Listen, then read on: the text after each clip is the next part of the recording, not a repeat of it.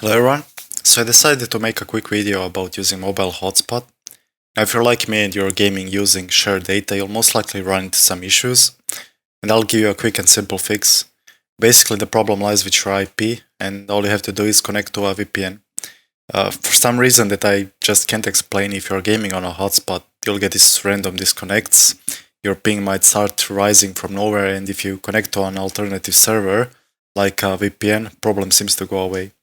Now, if your ping is high to begin with, this won't do much for you. But what I've noticed is that games that don't go well with mobile hotspot are Tencent owned.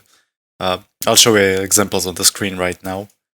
What I want to add is that it doesn't really matter which VPN you use, but if you're using some free garbage, don't expect to get satisfying results.